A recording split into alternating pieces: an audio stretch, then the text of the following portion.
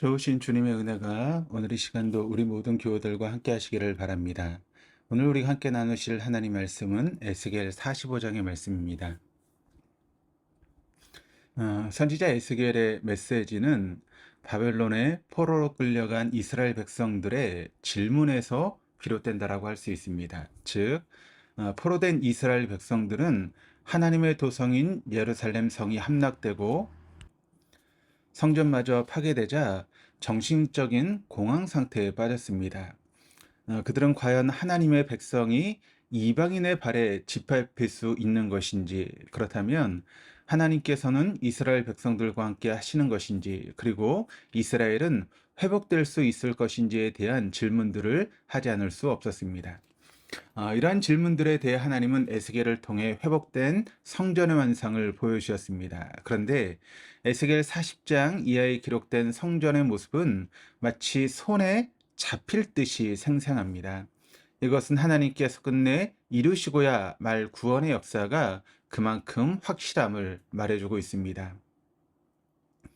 하나님의 구원하심은 결코 뜬구름을 잡는 소리도 또 속빈 강정 같은 선거 공약도 아닙니다. 하나님의 구체적인 성전의 모습을 통해 하나님의 구원은 반드시 이루어짐을 선언하고 계시는 것입니다. 인류의 역사는 인간에게는 스스로 구원할 수 있는 그 어떤 가능성도 없음을 우리에게 증명하고 있습니다. 인류는 인간 본성의 약함과 또 악함으로 인해 구원의 소망을 완전히 잃어버렸습니다. 나라를 잃은 이스라엘 백성들의 뇌리에도 스스로에 대한 절망감이 깊이 자리 잡고 있었습니다.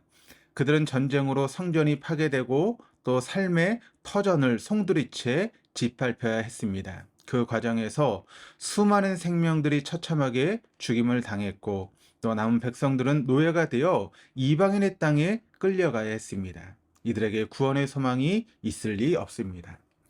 그러나 하나님은 이 이스라엘 백성들에게 회복과 구원의 메시지를 선포하고 계십니다.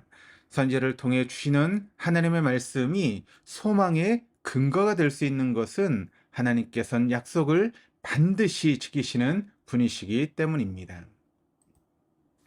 40장 이하에 나오는 새로운 성전의 모습이 매우 구체적이긴 하지만 실제로 건설되지는 않았습니다. 그럼에도 우리가 이 언약의 말씀을 믿을 수 있고 이 말씀에서 소망을 지닐 수 있는 이유는 이 새로운 성전이 바로 예수 그리스도를 통해 완성되었기 때문입니다. 당신의 아들을 심판의 제물로 주시면서까지 하나님은 하나님께 주신 언약의 말씀을 그리고 그 구원의 역사를 성취하셨습니다. 나아가 예수 그리스도를 통해 새로운 이스라엘을 세우게 하셨습니다. 오늘 본문의 선지자는 하나님께 세우실 새로운 이스라엘의 통치 원리가 어떠한가를 우리에게 가르쳐주고 있습니다.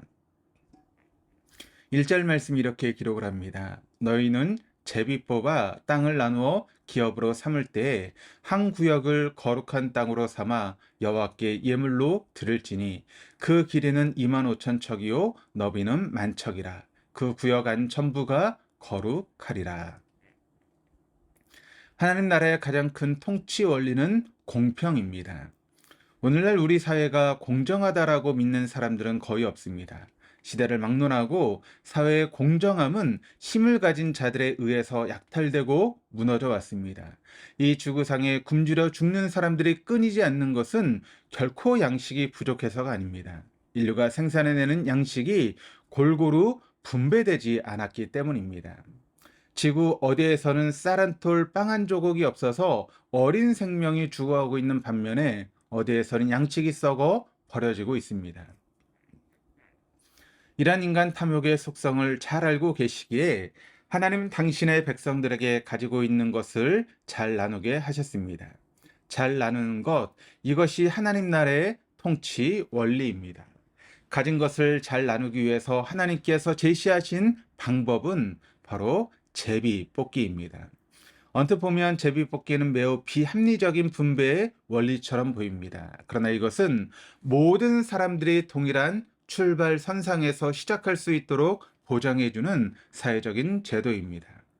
자본주의의 가장 큰 맹점은 자본이 자본을 만들어낸다라고 하는 데 있습니다. 눈에 보이지 않는 무형 자본도 마찬가지입니다.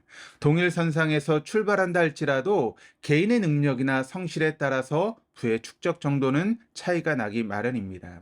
이런 시에는 결국 빈부격차의 심화로 이어지고 이뇌에서 사회의 불공정성은 점차 만연해지고 있습니다. 그래서 하나님은 제비 뽑은 그 땅을 기업으로 삼게 하셨습니다. 여기서 기업은 사업체를 의미하는 것이 아니라 하나님께서 이스라엘 각 지파에게 분배하신 토지를 가르칩니다. 구약에서 기업은 하나님께 주신 것이기 때문에 그 누군가가 마음대로 처분할 수 있는 소유의 개념이 아니었습니다. 백성들은 청지기가 되어서 자신들의 기업을 잘 관리하고 또 보존해야 했습니다. 내가 받은 기업이 소중하기 때문에 마찬가지로 다른 사람이 받은 기업의 소중함도 인정하고 존중해 주어야 했습니다. 그런데 하나님은 왕에게까지 땅을 기업으로 주도록 하셨습니다. 8절 말씀을 보시면 이 땅을 왕에게 돌려 이스라엘 가운데서 기업으로 삼게 하면 나의 왕들이 다시는 내 백성을 압제하지 아니하리라. 그 나머지 땅은 이스라엘 족속에게 그 지파대로 줄지니라. 왕에게 기업을 분배한다라고 한 말은 왕이라고 해서 모든 것을 자기 마음대로 소유할 수 있는 사람이 아님을 의미합니다. 이스라엘 군주들의 타락은 자신에게 주어진 권력을 자신의 탐욕을 위해 남용하면서부터 비롯되었습니다. 그러나 하나님은 왕이라 할지라도 하나님으로부터 기업을 받은 청지기임을 알고 자신의 탐욕을 채우기 위해서 백성을 압제하지 말 것을 명령하시는 것입니다. 우리 그리스도인들은 이 세상의 것들에 대해 분명한 청지기 의식을 지니고 있어야 됩니다. 청지기 의식이란 이 세상에서 내가 영원토록 소유할 수 있는 것은 아무것도 없음을 인식하는 것입니다. 그러나 사람은 조금이라도 가진 것이 있으면 그것이 자신의 것인 줄 착각합니다. 권력자들은 자신의 권력을 지키고 보존하기 위해서 갖가지 권모술수를 행합니다. 재산이 있는 사람들은 자신의 재산을 자녀들에게 고스란히 물려주기 위해서 각종 부정과 탈법을 마다하지 않습니다. 이것이 바로 우리가 살고 있는 사회의 현실입니다. 한국 사회가 되찾아야 하는 것은 가진 것을 지키고 물려주기 위한 치열한 몸부림이 아닙니다. 올바른 청지기 의식의 회복입니다. 주어진 것을 족하게 여기고 그것을 가지고 자신의 직무와 직분을 잘 감당해야 합니다.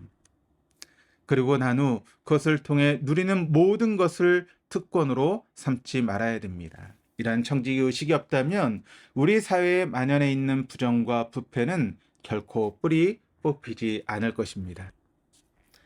사랑하는 교회 여러분, 하나님께서 우리에게 거룩한 땅을 기업으로 주셨습니다. 우리가 지닌 능력, 지식, 재산, 사회적인 지위 등 이 모든 것은 내 힘과 부귀의 영역을 확보하기 위한 도구가 결코 아닙니다. 이것들 중에서 우리가 영원히 소유할 것은 그 어떤 것도 없기 때문입니다. 우리가 가진 것으로 포악과 겁탈을 제거하여 버리고 정의와 공의를 행할 때 우리가 딛고 있는 바로 그 자리가 곧 거룩한 땅이요 하나님의 나라가 될 것입니다. 기도하시겠습니다. 하나님, 우리가 사는 이 땅은 여전히 폭력이 난무하고 불공정과 억울함이 끊이지 않습니다. 이 불공정 사회를 보고 우리는 공직자들을 비난하고 가진 자들을 향해 손가락질을 합니다. 그러나 주님, 우리가 이 사회를 향해 불만을 쏟아내기 이전에 하나님께서 우리에게 주신 것들을 먼저 돌아보게 해 주옵소서. 그래서 우리가 가진 것으로 우리 주변에서부터 먼저 정의와 공의를 시행할 수 있는 청지기의 마음을 회복시켜 주옵소서.